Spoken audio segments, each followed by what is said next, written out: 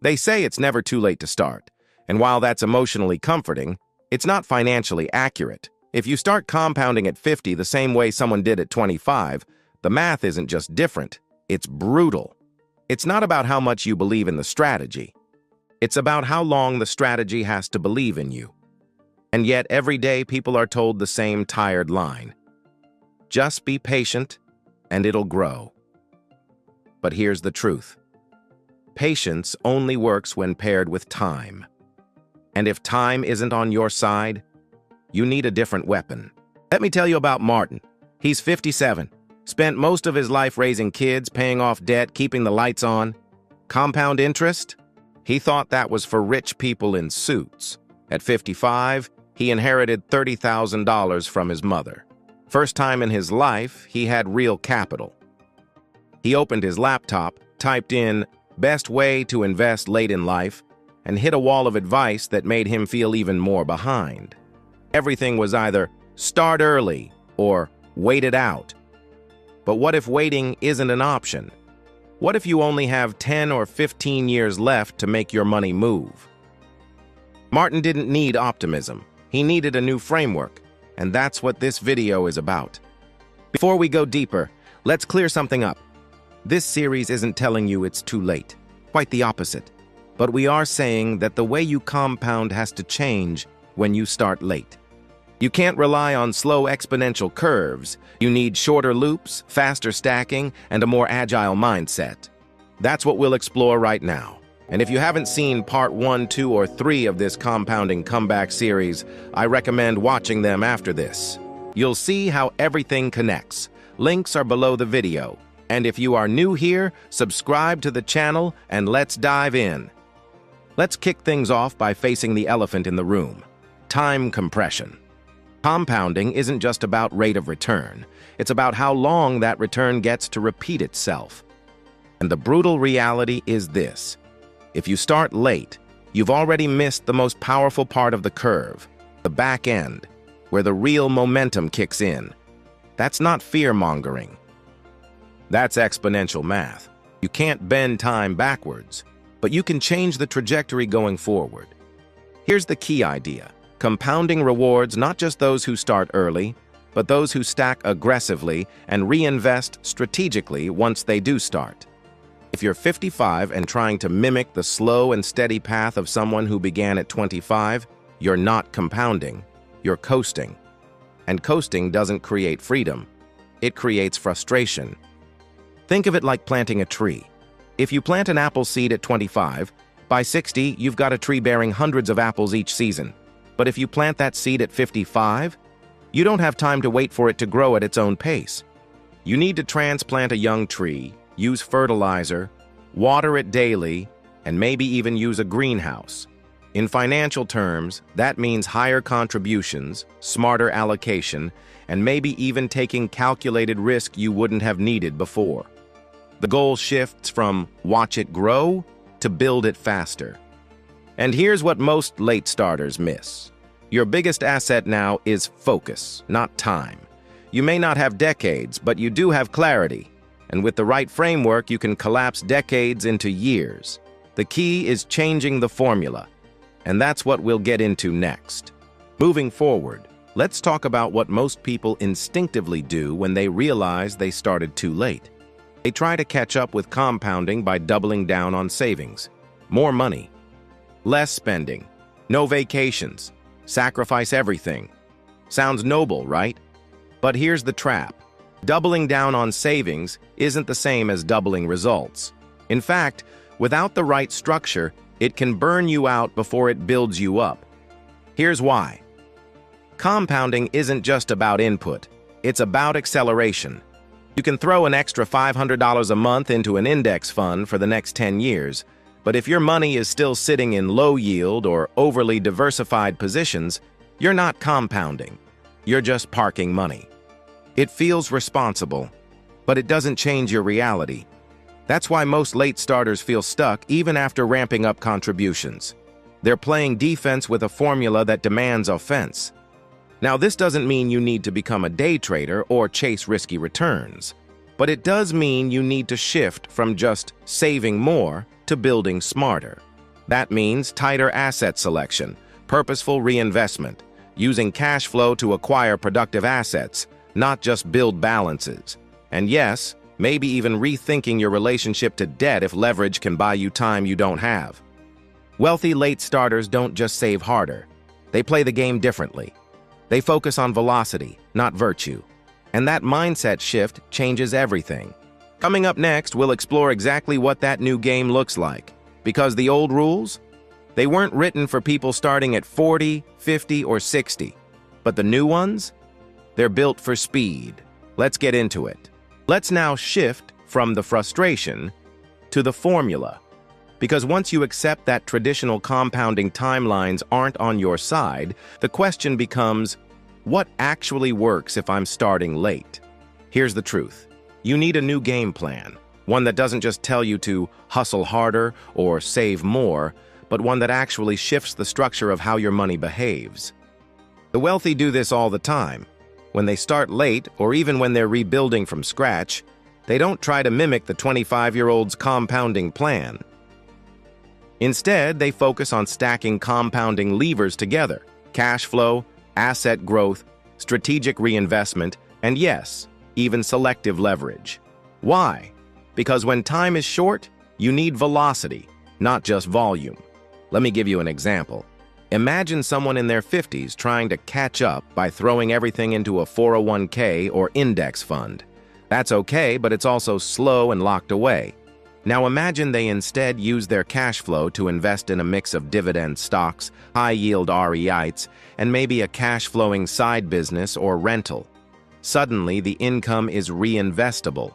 The cycle is alive. Compounding isn't trapped. It's moving. That's the key. When you're late to the game, you can't afford to have idle money. You need compounding that breathes, that earns, reinvests, earns again, and builds layers.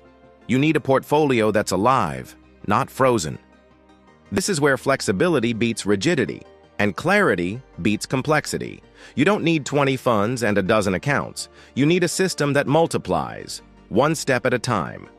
And coming up next, we'll break it down even further. I'll walk you through the 3 foundational pillars of this smarter compounding model.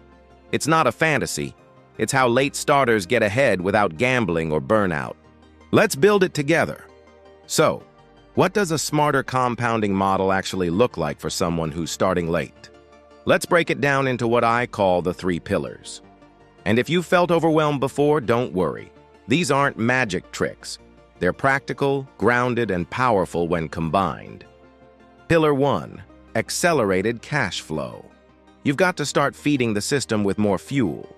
That means increasing the amount you can reinvest, not just once a year, but every month or quarter. This doesn't mean cutting every joy out of your life. It means getting strategic with your time, energy, and skills. A side hustle, freelance consulting, even renting out an asset you already own. Why? Because every extra $100 reinvested monthly beats a one-time lump sum 10 years from now. The time window is shorter, but the cash flow is continuous. Pillar 2, liquidity with yield. Traditional retirement vehicles are important, but they're also restrictive. Late starters need access to their gains. That's why dividend-focused ETFs, covered call funds, and even short-term real estate plays can outperform traditional compounding because they allow reinvestment without penalties or delays. You're not just sitting on paper gains, you're putting real dollars back to work. Pillar 3, layered leverage, used intelligently. No, this doesn't mean going deep into debt, but it might mean using your creditworthiness, time, or even someone else's money, like partnerships or seller financing, to speed up growth. If used with clarity, leverage can collapse a 10-year plan into 5 without exploding your risk. The key is knowing your downside before you ever commit. Put these 3 together: stronger cash flow, accessible high-yield assets, and intelligent leverage, and you've got a compounding engine that actually runs on your timeline. By the way, if you're enjoying Part 4 of our Compounding Comeback series and want Part 5 sooner, drop the word comeback in the comments so I know you're with me. All right, coming up next, we're going to look at the most common mistake people make when trying to catch up, and how to avoid building a fragile house of cards when what you really need is a fortress. Here's what often happens when someone realizes they've started too late. They panic, and that panic usually leads to one of two dangerous choices. They either get overly aggressive with risk, or they retreat completely and give up. Neither ends well. Let's talk about the first one. Some people think, I have to make up for lost time, so I need huge returns. That's when they go all in on speculative stocks, crypto, or high volatility options with no margin for error.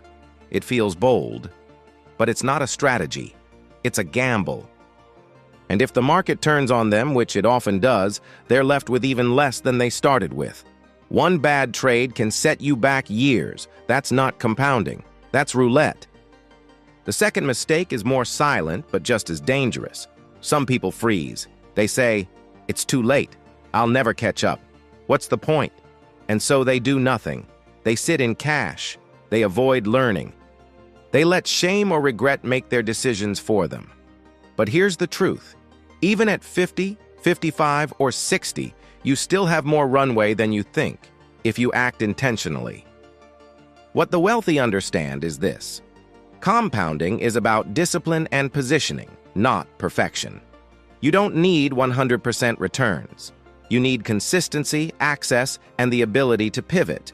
And you need to stay in the game long enough to benefit from it. That's why building a plan you can actually stick to, one that factors in your timeline, your income, your real life, is 10x more important than chasing big wins. Because late starters don't have time to recover from major losses, but they do have time to build momentum if they do it right. Now, if you're wondering what that looks like in practice, stay with me, because coming up, we're going to break down a simple yet powerful compounding strategy designed specifically for late bloomers. And it might change the way you see your financial future. Let's now talk about what actually works if you feel behind. Because here's the reality. You can't go back and start earlier, but you can use smarter strategy to go forward faster. The key is not to copy the compounding plan of someone who started in their 20s. It's to build one that works because of your current stage, not in spite of it. So here's how late starters play offense and defense at the same time. First, stack intentionally. That means you cut the fluff and increase your contribution rate as much as possible, but only toward investments that actually compound long-term. No short-term noise, no hype chasing. Focus on assets with staying power, diversified index funds, solid ETFs, and dividend payers with reinvestment plans. Automation becomes your best friend here, because when your system is automatic, your momentum becomes inevitable. Second, protect the base. If you're starting late, you don't have time for reckless losses. That means keeping your emergency fund tight, keeping high-interest debt under control, and avoiding timing traps. It also means resisting that voice that says, take a big swing. The wealthy don't win by swinging harder. They win by swinging smarter and protecting their base while they grow. And third, accelerate with purpose. This is the wild card most people miss. You don't just contribute more, you find ways to increase your capacity to contribute. That could mean starting a small side business, negotiating a raise, or optimizing your tax situation. The point is, even if your investment returns are modest, your ability to fuel the machine increases dramatically when you increase what goes in. This late starter strategy isn't flashy, but it works because it's designed for the reality you're in, not the fantasy you wish you had. And it doesn't rely on hope. It relies on leverage you can control. Now, coming up next, we're going to talk about something no one prepares you for: the emotional side of starting late. The fear, the shame, and most importantly, the belief reset that has to happen if you're going to move forward with confidence. Let's get real for a second, because behind every late starter strategy, there's a human story. And it usually starts with a feeling no one wants to admit: regret. Regret that you didn't start sooner. Regret that you blew money on things that don't matter now. Regret that maybe it's too late. But I need you to hear this clearly. Regret is not a strategy, and it's not your identity. It's just a feeling. And like all feelings, it passes when you replace it with action. The truth is, you don't need to have started in your 20s to build real wealth. What you need is a decision right now to stop comparing timelines and start focusing on what's still possible. Because there is still a path forward, and you're already on it, just by being here. Let me tell you something that wealthy late starters understand. The best time to start wasn't just years ago. The best time is right after you wake up. And if this series woke you up, that means your clock just restarted. This is your new day one. So here's your emotional reset. Instead of thinking, I'm so behind, start thinking, I'm finally aligned. Aligned with strategy. Aligned with your values. Aligned with a plan that isn't based on fantasy, but based on reality. And in that space, progress can happen fast. Not because you're lucky, but because you're finally focused. And look, you're not alone. A lot of people in the comments of this series have said the same thing. I wish I knew this sooner. But here's what they're realizing, and what I hope you will too. The power isn't in what you missed. The power is in what you do next. And that's where we're headed next. In the final part of this series, I'll walk you through a powerful shift that brings everything together. No more theory, just a clear, actionable step you can take starting today, even if you're not working with much. It's time to move from ideas to results. And if you want a head start, I've added my referral link to public.com below. It's the investing platform I personally recommend to begin putting this into practice with real flexibility.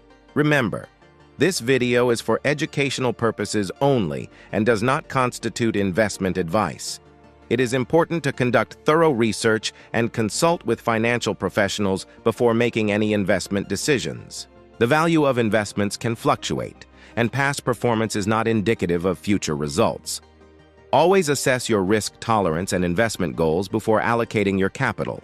If you found value today, I highly recommend watching my next video. Don't forget to like, share, and subscribe to our channel. Also, feel free to leave your comment below, especially if this video made you think differently. I appreciate your support more than you know. Until next time, stay consistent, stay patient, and stay winning. See you in the next one, Money Magician.